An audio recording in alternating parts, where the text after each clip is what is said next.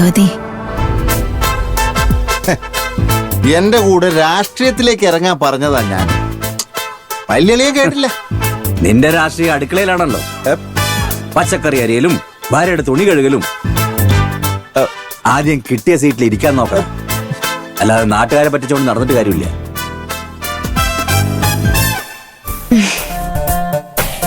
നിമിഷേട്ടൻ വന്നേ, ഇതൊക്കെ കേട്ടോണ്ടിരിക്കാൻ നാണയില്ലേ? നാട് നീളെ തെണ്ടി തുണി വിൽക്കാൻ നടന്ന ഇയാൾക്ക് ഇഷ്ടപ്പെടും. നീ വാടാ.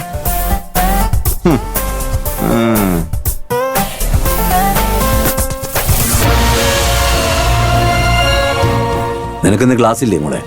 ഉണ്ടച്ചാ, ഞാൻ റെഡിയാവാൻ പോവാ. വേഗം ചെല്ല്.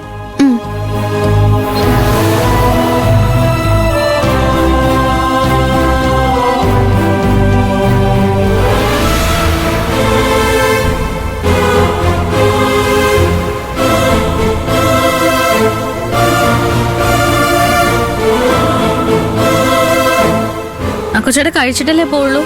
ആ കഴിക്കാം, അല്ലാതെ നീ വിടാറില്ലല്ലോ. ചെറിയേട്ടാ, ചേച്ചി, എനിക്ക് കോളേജിലെ കൾച്ചറൽ പ്രോഗ്രാമിന് ഒരു സ്പീച്ച് ഉണ്ട്. പുരുഷനെ കൂടാതെ സ്ത്രീക്ക് ജീവിക്കാൻ പറ്റുമോന്ന്. അതാണ് ടോപ്പിക്.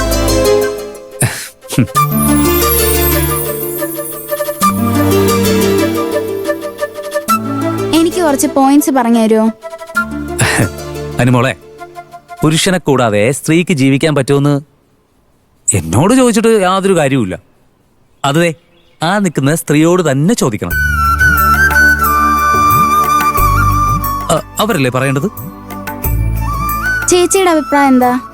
എനിക്ക് 2-3 പോയിന്റ്സ് പറഞ്ഞു തരാവോ? അയ്യോ, ഞാനെങ്ങനെ പറയാനാ, എനിക്കൊന്നും അറിയില്ല. അങ്ങനെ പറയല്ലേ ചേച്ചി. മോൾക്ക് ഈ വിഷയത്തിൽ പോയിന്റ്സ് വേണം, അത്രയല്ലേ ഉള്ളൂ. നല്ല വിവരവും വിദ്യാഭ്യാസമുള്ള മറ്റൊരാളുണ്ട് ഇവിടെ. നിന്റെ വല്യേട്ടന്റെ ഭാര്യ ചീഫ് എഞ്ചിനീയർ ശ്രേയ. അവളോട് ചോദിച്ചാ കൃത്യമായിട്ട് പറഞ്ഞുതരും. ആ ബെസ്റ്റ്.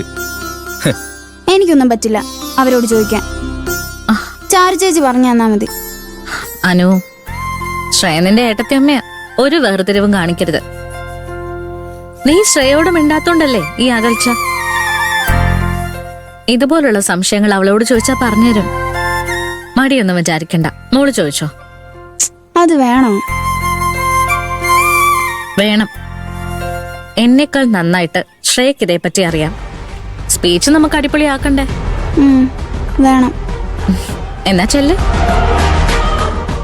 ശരി.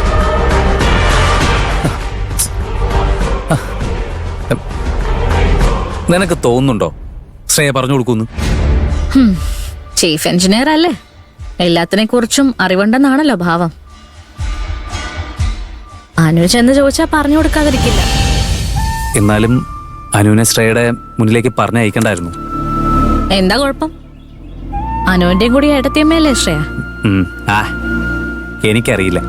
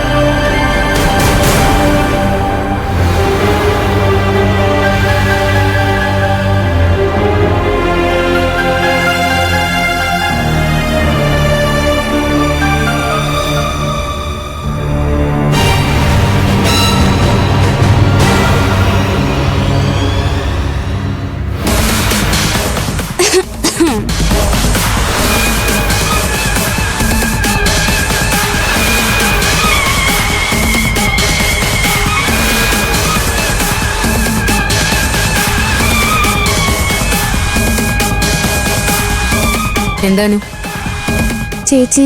അത് ചേച്ചിയോ? നീ എന്നെ അങ്ങനെ വിളിക്കാറില്ലല്ലോ. സാറില്ല, പോട്ടെ, നീ കാര്യം പറ. അത് എൻ്റെ കോളേജിലെ കൾച്ചറൽ പ്രോഗ്രാമിന് ഒരു സ്പീച്ച് ഉണ്ട്. പുരുഷനെ കൂടാതെ സ്ത്രീക്ക് ജീവിക്കാൻ പറ്റുമോന്ന്. അതാണ് ടോപ്പിക്. എനിക്ക് കുറച്ച് പോയിന്റ്സ് പറഞ്ഞു തരുമോ? പുരുഷനില്ലാതെ സ്ത്രീക്ക് ജീവിച്ചാൽ എന്താ കുഴപ്പം? ആണുങ്ങൾക്ക് എന്താ കൊമ്പുണ്ടോ?